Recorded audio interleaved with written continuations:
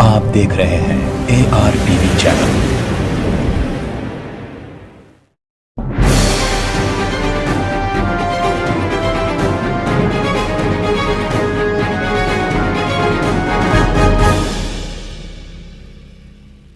السلام علیکم ناظرین، آپ دیکھ رہے ہیں ARTV پر ورلڈ نیوز۔ امریکہ میں دھماکے سے 17 افراد زخمی، متعدد گاڑیاں تباہ، آتش بازی کے سامان سے بھرا ٹرک امریکہ میں دھماکے سے پھٹ گیا ہے، جس کے نتیجے میں 17 افراد زخمی ہو گئے ہیں۔ عالمی خبر رساں ایجنسی کے مطابق امریکی ریاست لاس اینجلس میں آتش بازی کے سامان سے بھرے ہوئے ٹرک میں خوفناک دھماکہ ہوا، جس کے نتیجے میں 17 افراد زخمی اور متعدد گاڑیاں تباہ ہو گئی ہیں۔ دھماکے سے قرب و جوار کی عمارت کو بھی سخت نقصان پہنچا ہے، جبکہ کئی شاپنگ مالز کے بھی شیشے ٹوٹ گئے ہیں۔ خبر رساں ایجنسی کے مطابق اسپتال منتقل کیے جانے والے 17 افراد میں سے کئی کی حالت تشویشناک ہے۔ پولیس کی ابتدائی رپورٹ کے حوالے سے بتایا گیا ہے کہ آتش بازی کا سامان محفوظ مقام تک منتقل کیا جا رہا تھا کہ یہ حادثہ ہو گیا۔ خبر رساں ادارے کے مطابق LAPD کے چیف میشل مور نے بتایا کہ آتش بازی کے سامان کو لوڈ کرنے اور انہیں محفوظ مقام پر منتقل کرنے کے لیے 3 باکس ٹرک اور 35 فیٹ کا ٹریلر لایا گیا تھا۔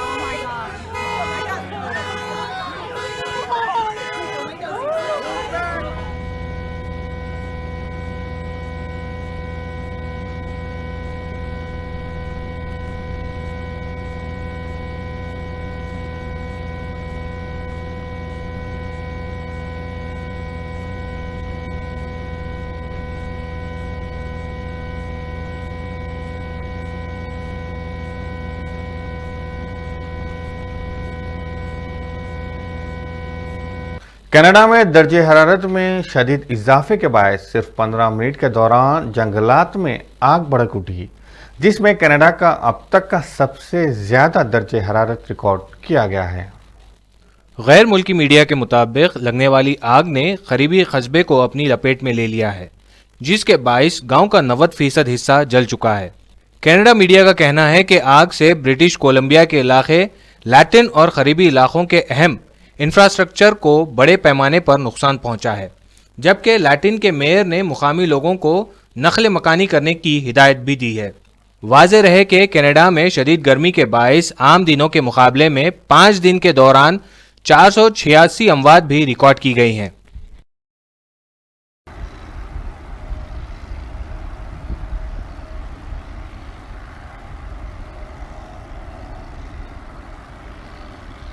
چین میں کمیونسٹ پارٹی کے 100 سال مکمل ہو گئے۔ غیر ملکی خبر رساں ادارے کے مطابق کمیونسٹ پارٹی کے 100 سال مکمل ہونے پر بیجنگ کی تیمین اسکوائر پر خصوصی تقریب کا اہتمام کیا گیا۔ غیر ملکی خبر رساں ادارے کے مطابق کمیونسٹ پارٹی کے 100 سال مکمل ہونے پر بیجنگ کے تیانامن اسکوائر پر خصوصی تقریب کا اہتمام کیا گیا۔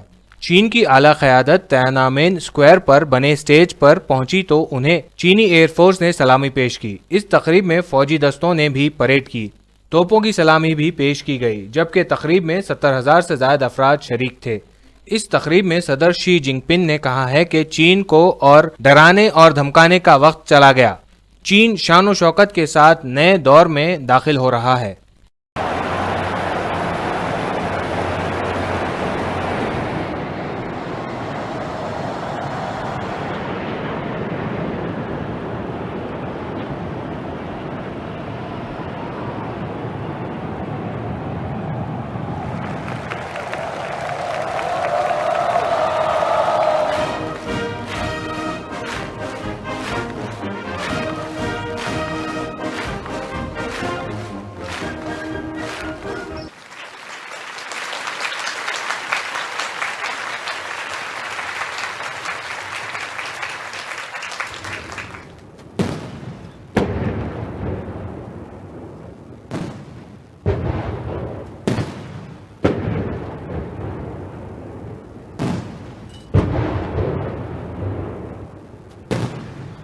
سعودی عرب نے رواں برس حج کے متعلق آپشنل پلان جاری کر دیا ہے، جس کے متعلق کرونا وائرس کی سماجی احتیاط کے تحت 60,000 عازمین فریضہ حج ادا کریں گے۔ مقامی اخبار سعودی گیزٹ کے مطابق حج منتظمین کی جانب سے بدھ کو جاری کردہ حج آپریشنل پلان کے تحت زائرین کے لیے خانہ کعبہ اور اس کے صحن میں نقل و حرکت میں آسانی پیدا کرنے کے لیے 800 سے زائد مینول اور الیکٹرک گاڑیاں فراہم کی جائیں گی۔ یہ گاڑیاں خاص طور پر زائد عمر کے افراد کے لیے حج کی ادائیگی کے دوران آسانیاں پیدا کریں گی۔ سن 2021 کے حج کا آپریشنل پلان قائم مقام وزیر برائے میڈیا ڈاکٹر ماجد بن عبداللہ الخصابی اور مقدس مساجد کے general presidency of the affairs کے صدر شیخ ڈاکٹر عبد الرحمن بن عبد العزیز السدیس کی جانب سے جاری کیا گیا ہے۔ یاد رہے کہ عالمی وبا کرونا وائرس کے باعث سعودی حکومت نے گزشتہ ماہ جون میں اعلان کیا تھا کہ رواں برس سعودی شہری اور ملک میں مقیم 60,000 افراد ہی حج کر سکیں گے۔ اسلامی ایام کے مطابق حج کا آغاز ہر سال 8 ذی الحج سے ہوتا ہے، جو 12 تاریخ کو اختتام ہوتا ہے۔ رواں برس حج کا آغاز جولائی کی وسط سے ہوگا۔ حج کے آپریشنل پلان کے مطابق خانہ کعبہ اور اس کے صحن میں جراثیم کش اسپرے کرنے کے لیے 5,000 اہلکار تعینات کیے گئے ہیں، جو دن میں 10 مرتبہ 60,000 لیٹر سے زائد جراثیم کش محلول کا استعمال کرتے ہوئے اپنے فرائض سر انجام دیں گے۔ سعودی عرب کی حج پالیسی رواں برس 60,000 مقامی افراد ہی فریضہ ادا کر سکیں گے۔ وبا کے دوران مسجد کو وائرس سے مکمل طور پر پاک رکھنے کے لیے جدید ٹیکنالوجی کا استعمال بھی کیا جائے گا، جس میں اسمارٹ روبوٹس اور دیگر جدید طریقہ کار شامل ہیں۔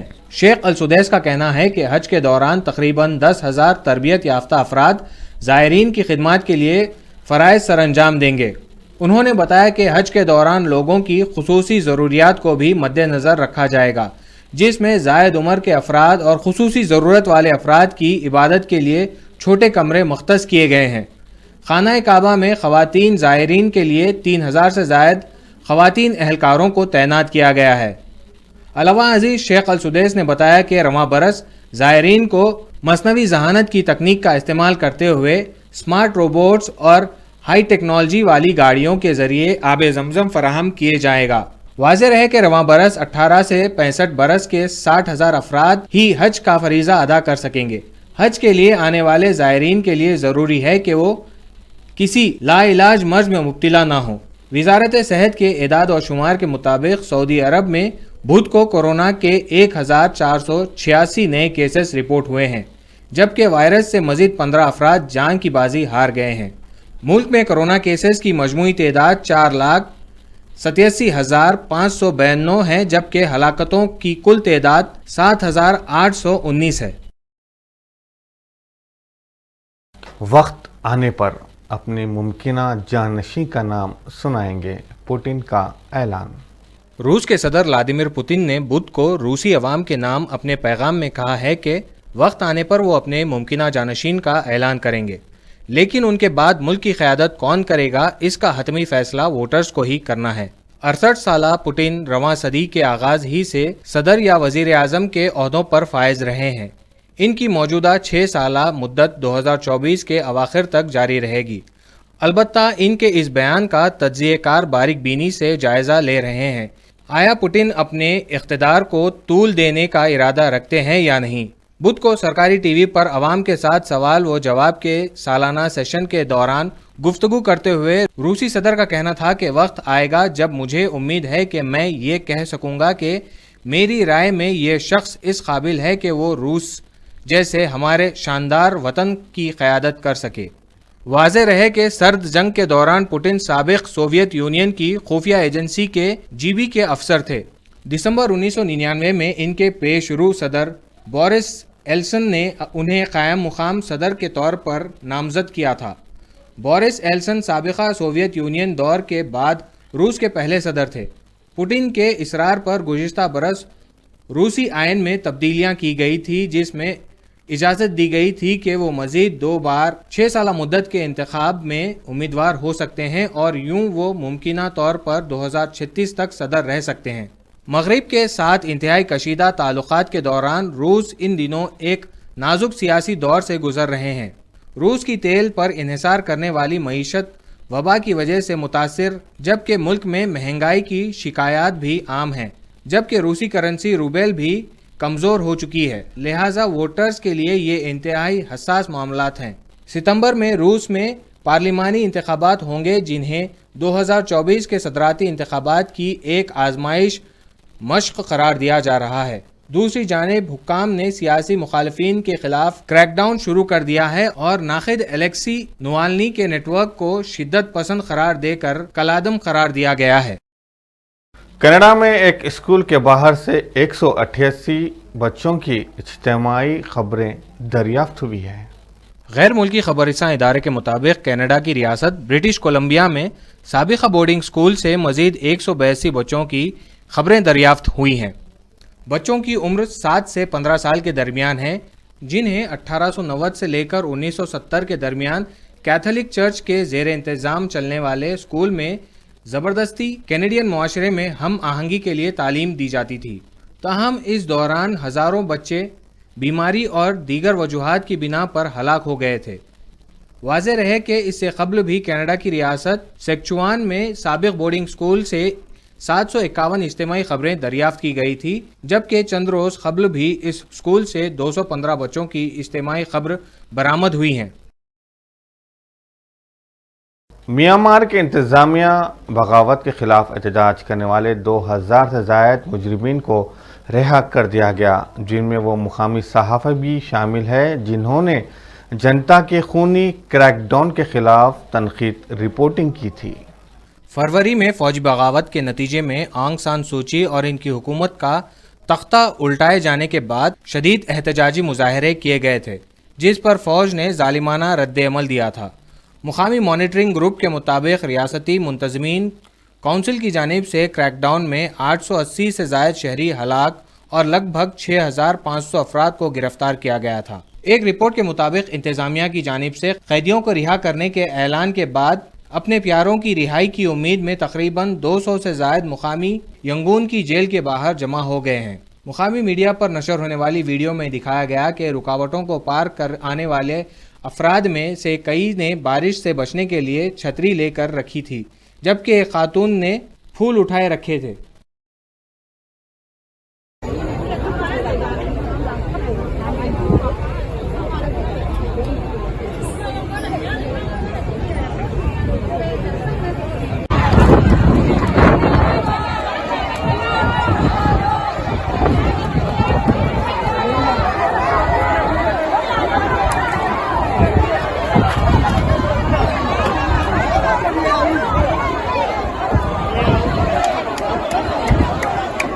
متحدہ عرب امارات نے ہندوستان، پاکستان اور دیگر ممالک سے آنے والے مسافرین پر لگائی پابندیاں۔ متحدہ عرب امارات کے جنرل سول ایویشن اتھارٹی نے ایئرمین کو جاری ایک نوٹس میں کہا ہے کہ 14 ممالک کی پروازوں میں Liberia, Namibia, Congo, Uganda, Zambia, Vietnam, Hindustan, Bangladesh, Nepal, Sri Lanka, Nigeria اور جنوبی افریقہ شامل ہیں۔ یہاں کی تمام پروازیں 21 جولائی 2021 تک معطل رہیں گی۔ متحدہ عرب امارات نے اپنے شہریوں کو ہندوستان، پاکستان، بنگلہ دیش، نیپال اور سری لنکا سمیت متعدد ممالک کے سفر پر پابندی عائد کر دی ہے۔ یہ فیصلہ متحدہ عرب امارات کے کووڈ-19 وبائی مرض کے پیش نظر گزشتہ ماہ 14 ممالک کے مسافروں پر 21 جولائی 2021 تک سفر پابندی میں توسیع کے بعد کیا گیا ہے۔ ایکسپریس ٹریبیون نے رپورٹ کیا کہ وزارت خارجہ اور national emergency crisis and management authority نے کہا کہ سفری سیزن کے آغاز کے ساتھ ہی شہریوں کو کووڈ-19 سے متعلق تمام احتیاطی اور حفاظتی اقدامات پر عمل کرنے کی ضرورت ہے۔ متحدہ عرب امارات کے جنرل ایویشن اتھارٹی نے ایئرمین کو جاری کردہ نوٹس میں کہا ہے کہ 14 ممالک کی پروازوں میں Liberia, Namibia, Sierra Leone, Congo, Uganda, Namibia, Vietnam, Hindustan, Bangladesh, Nepal, Sri Lanka, Nigeria اور جنوبی افریقہ شامل ہیں۔ یہاں کی تمام پروازیں 21 جولائی 2021 تک معطل رہیں گی۔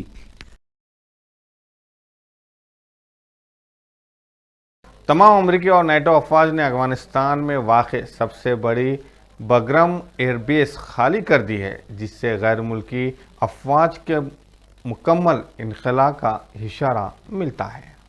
کابل سے تقریباً 50 کلومیٹر کے فاصلے پر واقع بگرام ایئر بیس افغانستان میں امریکی فوجی آپریشن میں بنیادی حیثیت رکھتی تھی، جہاں سے طالبان اور ان کے اتحادی القاعدہ کے خلاف فضائی کارروائیاں کی گئی تھی۔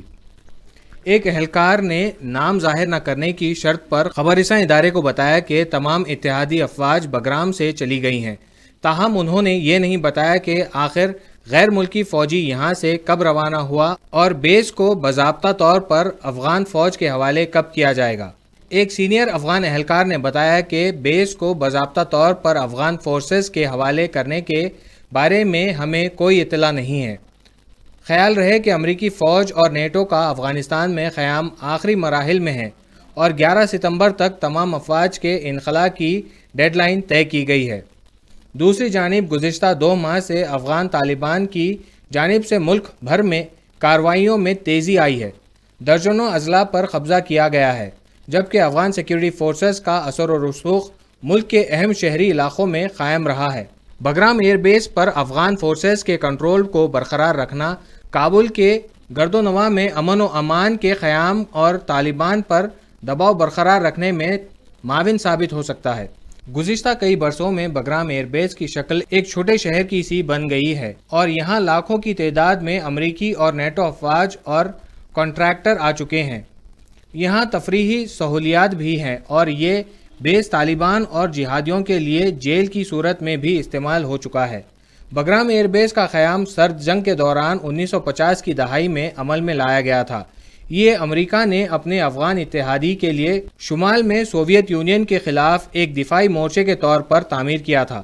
فروری 2021 تک افغانستان میں 9500 غیر ملکی فوجی موجود تھے۔ سن 1979 میں افغانستان میں سوویت محاذ آرائی کے دوران بھی اس کی اہمیت برقرار رہی اور روسی افواج نے افغانستان میں اپنے 10 سالہ قبضے کے دوران اس کو مزید وسعت دی۔ افغانستان کے روسی انخلاء کے بعد یہ خانہ جنگی کا مرکز بھی رہا۔ ایک وقت تھا جب اس کے 3 کلومیٹر طویل رن وے کا ایک حصہ طالبان اور دوسرا حصہ شمالی اتحاد کے قبضے میں تھا۔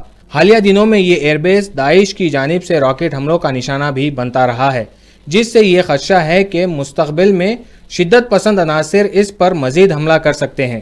غیر ملکی افواج کے انخلاء کے بعد ملک کی سلامتی کے لیے نیٹو کے غیر جنگی اہلکاروں کی جانب سے افغان فورسز کو تربیت فراہم کرنے کے عزم کا اظہار کیا جا چکا ہے۔ فروری 2021 تک افغانستان میں 9500 غیر ملکی فوجی موجود تھے، جن میں سب سے زیادہ 2500 امریکی فوجی تھے۔ تاحال جرمنی اور اٹلی کی جانب سے تصدیق کی جا چکی ہے کہ ان کی تمام افواج واپس آ چکی ہیں۔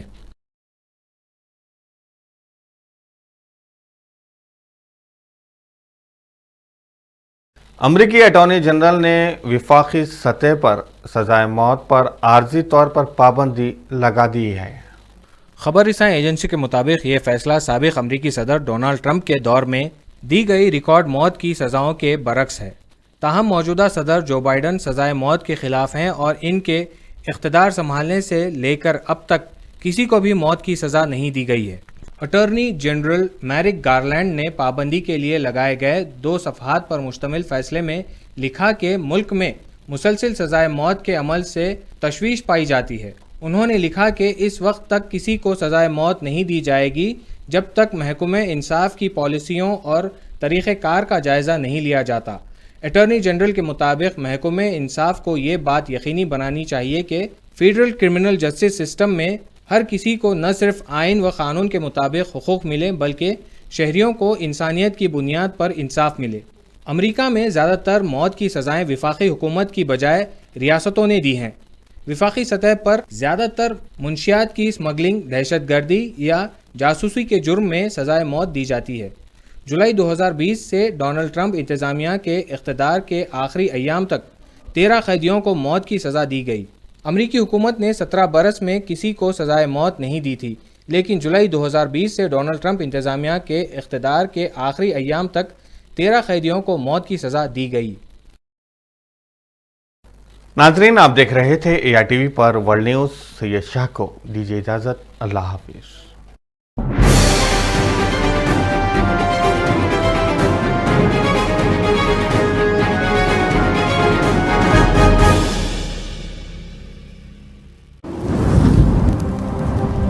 आप देख रहे हैं ARTV चैनल। क्या आप अपनी लड़कियों की तालीम के लिए परेशान हैं? आपकी परेशानियों का हल new Deccan junior college for girls, पुराने शहर बिलखुसूस संतोष नगर के अतराफ रहने वाली अवाम के लिए खुशखबरी। काबिल तजुर्बेकार बासलाहियत असातिज़ा की टीम, इस्लामी तालीम और तरबियत का नज़्म, कमज़ोर तालिबात पर खुसूसी तवज्जो, MPC, BPC, CEC, MEC courses दस्तयाब, MSET, NEET, CPT, ICT इम्तिहानात की तरबियत, स्कॉलरशिप्स की सहूलत, ट्रांसपोर्ट सहूलत भी दस्तयाब। दाखिले के लिए फ़ोन नंबर 7330621969 या ओल्ड संतोष नगर कॉलोनी हमारे कॉलेज पर रब्त पैदा करें। शहर हैदराबाद मुकाम मलकपेट में पाको martial art self defence academy का आगाज अव्वल में आ चुका है, जहां पर karate, Muay Thai, kick boxing, full contact, Thai boxing और MMA की तरबियत दी जा रही है और लड़कियों के लिए सेपरेट बैचेस का भी इंतजाम है। सैयद इफ्तिखार हुसैन की जेर निगरानी में इस एकेडमी से जुड़कर काफी स्टूडेंट इंटरनेशनल और वर्ल्ड चैंपियन बन चुके हैं। एडमिशन जारी है। हमारा पता SK plaza, first floor, beside top in town hotel, Malakpet, railway station, Hyderabad. तस्वीरें खींचना भी कहलाता है फनकारी, क्योंकि तस्वीरें बोलती हैं। तकारीब, शादी ब्याह या फिर रिश्ते के लिए हो आपको तस्वीरें बनवाना, चले आइए AR cam and snap studio. मर्दाना वजाहत को करना हो आश्कार या फिर खूबसूरती को करना हो तस्वीरों में दोबाला, खिंचवाएं अपनी तस्वीरें प्रोफेशनल से, जिनके हाथों और कैमरे का हुनर आपको कर देगा हैरान। वीडियोग्राफी और फोटोग्राफी के लिए सारे शहर में मशहूर, जहां किया जाता है उम्दा कागज का इस्तेमाल। AR cam and snap studio तमाम तरह की वीडियो फोटोग्राफी के लिए रब्त पैदा करें इस नंबर पर 9246241118। पता AR cam and snap studio, Malakpet, Hyderabad.